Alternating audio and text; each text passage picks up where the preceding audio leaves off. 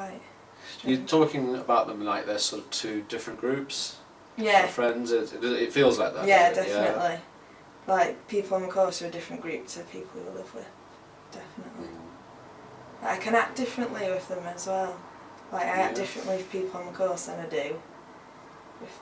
Like, how so? Like, I'm more confident with people I live with. You know, to be yourself. Like, sometimes you hold back, don't you, and things. I'm like that with people on the course. Like, I have to get to know them before I let them get to know me. It's quite strange. I don't know why I do it, but... It's like if I go into... You know when you start a new job? Yeah. And everyone's already formed the friends, that's when I'm more, like, self-conscious and a bit... Because you're going into a new group. Whereas at uni it's quite easy because everyone's in the same position. So, you just be yourself, that's all you can be. Yeah. Did you get that feeling that people already knew each other on the course more than in the halls where everyone was strangers? Or was it the same sort of thing? It was the same sort of thing, it's just I see them people more, so it gives me more time to... And plus we were out socialising, so when you drink you get a lot more confidence to just chat, really. So. I mean, yes you do. I mean, has that been sort of quite an important part of meeting people and all that? The socialising side, because the first day we moved in, the first thing we done was opened a bottle of wine and chatted and then went out, because it's more loose with yourself, aren't you? Yeah. Not afraid to say stuff. Yeah. Hard to do that in lectures. Yeah, definitely. Takes a good couple of hours, where in lectures you don't get that time, have you? It's like 2 minutes. So, cool. Can't really drink either, can you? Oh, I hope not.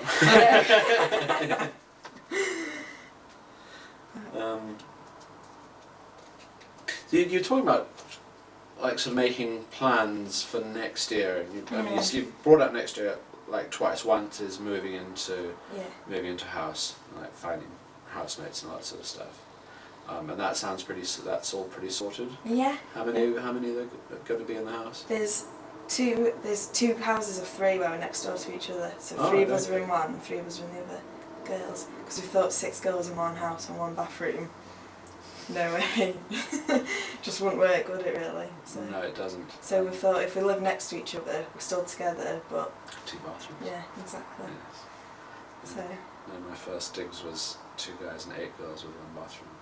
Nightmare. A big bathroom doesn't matter. Yeah. So that was alright. But I'm thinking next year maybe I want to live in a bigger house, because now's the only opportunity you're going to get to live with that amount of people. So I think next year we're not going to think about the bad things, we're going to think about the good things. Because this year it was like, not enough bathroom space, whereas next year I think we're just going to go for it. But then the works. The good thing about that is, because there's only 3 of us, we're going to do our work. Yeah. We're not going to be distracted or... How's that been this year? Not too bad really, because when I've got work to do I go to the library. So like, I shut myself away and spend all day there and everything, but it's just at night. Like, you're tempted to go out when really you should get up in the morning and do... It's just... And then we go around and watch TV together, and you can end up being there all night when you've got things to do. But you know when you've got to do something, so you know when, like, enough's enough.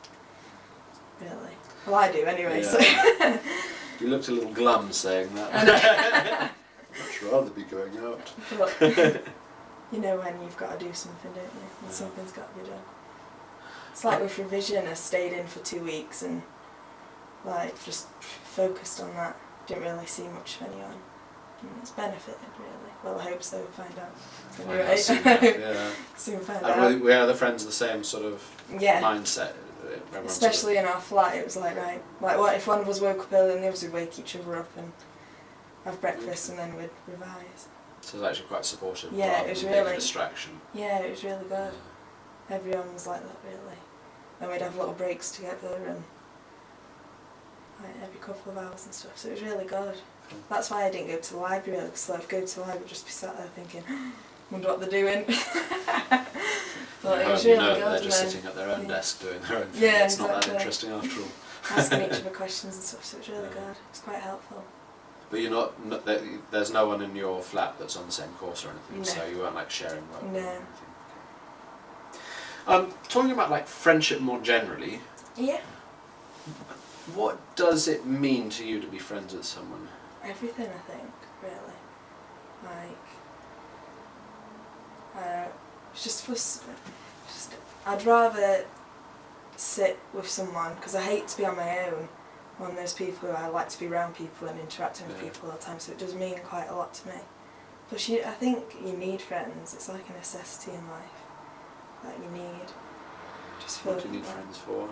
Like, support, and someone to rely on and trust, and just someone to have a good time with and spend your life with, really, isn't it? Like, I'd rather spend my life with someone than on my own. So it's quite important to me. Have there been times this year when you've needed support from your friends? I think it was when I was coming to uni, really. That was the main, because I needed to know that they're still going to be, like my friends back home are still going to be there, and definitely. But nothing serious has really happened yet, anyway, touch wood, where I really need them. But I just need them for everyday things. Like, they just mean quite a lot to me, my friends do. Like my family, really. Like an extended family, so, to me. So I find it quite sad when I see people who are quite lonely and stuff, because for me that would be the worst situation to be in. Like, don't know about yourself, but it's very... Yeah. Yeah, there's always a couple. I guess you see them in like your courses and all that sort of stuff. They don't seem to engage with people and stuff. It's quite sad, really. Just like our flatmate, I do try and make the effort with her, because I just think this is the quieter one. Yeah, it must be so hard for her, because we're all quite bubbly characters and. And is she unhappy? She doesn't seem to be, because I've spoken to her about things like how are you finding it here and stuff, and she quite likes it.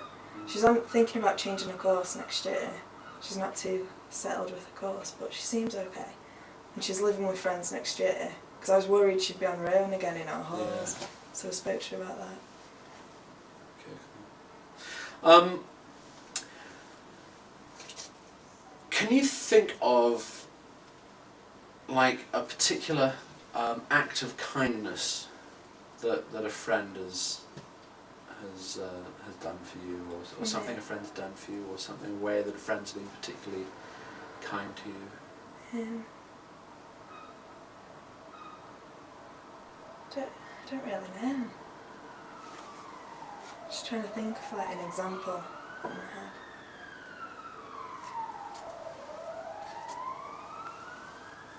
Just like times when you're upset and they're there for you, and just general things like that, really, because they're all quite kind friends, mine are, very supportive, and if there's something wrong they'll help you out.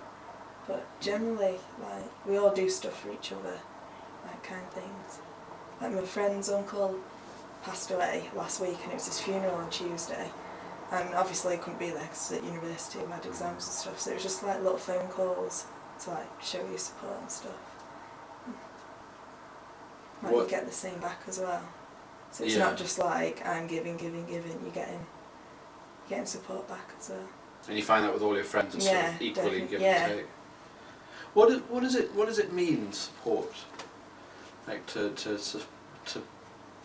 support a friend. What's involved with that? It can just be a conversation, or even just like a little bit of affection. And they give you that, they know something, just saying like it's going to be alright. It's like just affection, really. Because we are quite close, we do like sit and cuddle and stuff, like, which you don't normally see, but us girls, we're like quite close in that respect, so it's easy to see if something's up with someone, because you know them that well. So it's just like affection and just little like expressions they give you, so you know. Especially the ones you live with them. Yeah, exactly. You get to know them. 2 minutes and 49 seconds have been deleted at this point for ethical reasons. Have you been let down by a friend? Yeah. That's quite definite. Yeah. Yeah, I have. Can you tell me about that? Well, she was very, you know when you have one of those friends who, we've been friends since nursery, so like we have actually grown up together. Quite literally. Yeah, literally. Yeah. And it was through a boyfriend she betrayed me. Sort of like them two sort of had intercourse together and behind my back. So it was quite a doom on my... What, a boyfriend of yours? Yeah, That she did. pilfered? Yeah. So, how long ago was that? it's about 2 years ago now. Okay. 2-3 years ago. So this is college type era. Yeah, the year just before college it Okay. was. So Right. GCSE time. Yeah. And that did affect me. Looking back now, it really did affect me quite What badly. sort of... Like psychologically, like now, I find it harder to trust people in that aspect. And her is like, because it wasn't the fact it was him, it was who done it. Like it was that particular friend, the one who'd grown up with, who knew me the best.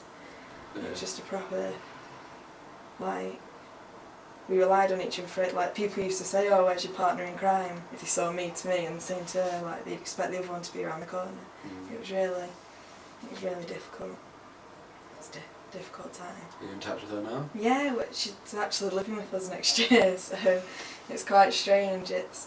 She's a girl who's not settled down properly here. Oh, So, you mentioned her yeah. earlier, yeah.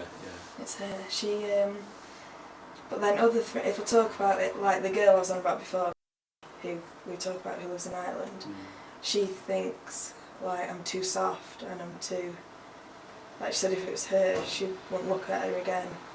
But then I think that's my problem, I'm too soft and too, like I can't just forget about someone who's that close to me.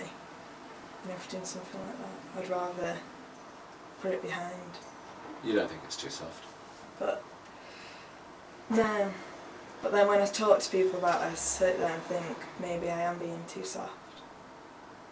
Do you see what I mean? I do It's see like- what you mean. I want to make you say it though. It's quite strange.